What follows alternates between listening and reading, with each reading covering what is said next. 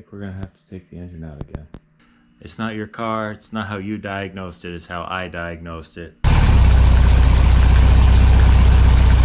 Hello ladies and gentlemen, welcome to the vwnut 1967 channel on YouTube. Where we left off last time was right where you see this engine right now. I'm about to slip it underneath the car, up into position, back onto the transmission. And that's where I'll see you guys next, when it's all bolted up in place, because we've done that a few times with this car on this channel already. So once it's bolted into place and we're getting ready to whack the key and see what happens, I'll bring you guys back. And either we fixed the problem, or found the problem, or made the problem disappear, or we're going to take it back out and tear the engine all the way down. See you in a sec. Alright, so as promised, it's back in the car. I'm going to get up there in the driver's seat, hit the key, then I'll make my way back here, and we'll see what happens.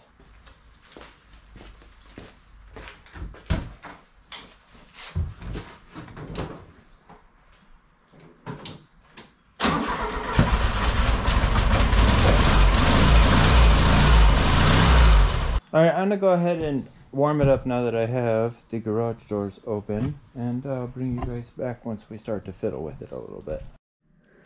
Well, Patina and I made it back from our test ride. It wasn't great. I think we're going to have to take the engine out again. I think we are. We'll run a couple more tests, but I'm pretty sure we're going to have to put some new pistons, or at least some new rings on those pistons. I think we're going to have to do something like that. I think that engine's got to come out again. See you in a second.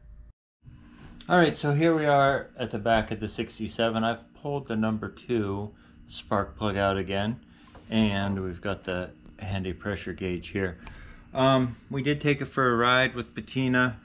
It was less than impressive. The ride was less than impressive. It was still sounding like it was running on 3 cylinders. I do have spark and fuel going to that cylinder. I know you guys are going to see this and think, some of you may think it's absolutely ridiculous that we put the motor in and take the motor out or whatever, but it's not your car, it's not how you diagnosed it, it's how I diagnosed it. Taking these engines out, not that big a deal. Let's see what kind of, maybe we'll get surprised and I'll have to chase down something else. We're going to check the compression right now, and we'll see how many pounds it makes. Alright, I wasn't believing what I was seeing on the gauge, period, so I changed up the apparatuses a little bit. Go ahead, Sage.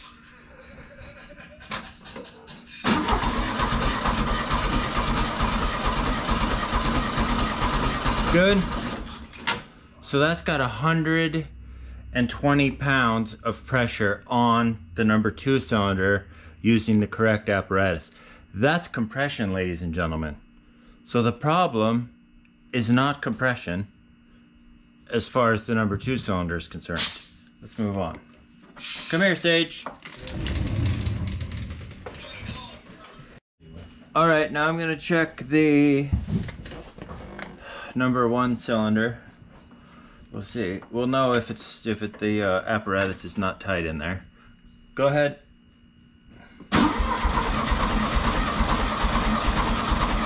Good. Right about the same, about 115.